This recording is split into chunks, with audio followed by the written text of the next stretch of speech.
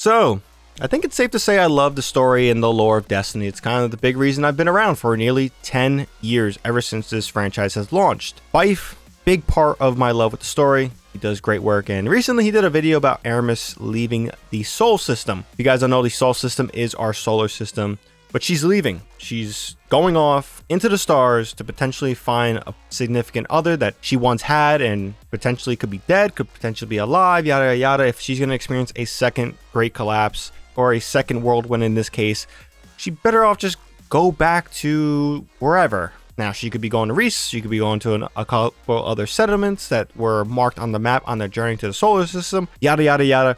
I don't think that's much of importance, but it seemingly closes out the story of Eramis for now in some degree, or at least for the foreseeable future. And I have a lot to say on that. For one, I don't want to call this lazy. What I will say will come off as me saying it, but I do not want to call this lazy. I want to call it as it feels and comes off as that. But we've seen this time and time again with the story of Destiny, that there is a lot to kind of cover, a lot to do, and it's hard to get every single beat that you want. And I think that's been pretty evident in the kind of whole story of Destiny. For example, we are building towards this moment when it comes to the final shape of going in and attacking the Witness and trying to save the universe, and every character hasn't been involved in that journey, or at least every season building up, especially the last season of the Wish, which is the current season. We've only seen a few characters, Osiris, Mara, Petra, Crow, really kind of be part of the discussion. We have no one from the Vanguard, no Ikora, no Zavala. Now Zavala, for obvious reasons, we understand with the unfortunate passing of Lance Reddick, but again, these characters are missing where they shouldn't be missing. And this is something that Destiny's always have an issue with, so this isn't what I'm talking about there. But throughout this whole year, or this whole annual story, she's only had one moment. When I'm talking Eramis only had one moment, and that was kind of saving Mithrax from doom after Amanda Holiday unfortunately perished, seemingly kind of symbolizing her crossing of the Witness. Now, she wasn't fighting for the Traveler by no means, but she was seeing that the Witness was causing harm and all this destruction to her forces and pain and torture and all that stuff. So she kind of ran off. This isn't what she was fighting for, and now she's off in the stars. Cool. So why did we just not use her for the next 3 seasons after that? It's confusing. I think she could have played a pivotal role in Season of the Deep, aiding us from the inside, because she does have those capabilities. We've seen it when it comes to 0 Hour, an exotic mission that was tied to Outbreak Perfected, where it took place in the original D1 tower, at least in that location. Mithrax was also a part of that. There was some interesting stuff there. So she has the ability to be covert.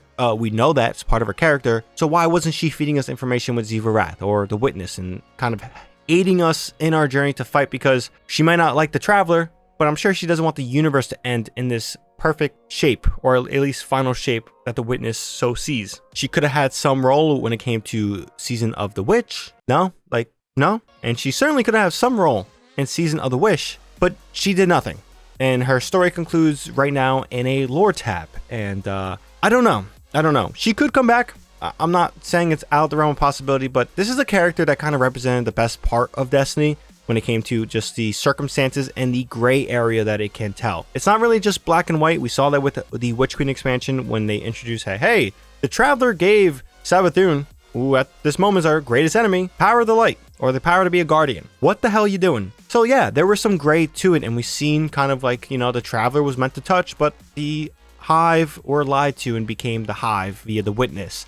No, we could have told stuff, because Eramis was affected by the whirlwind, or a collapse in this case.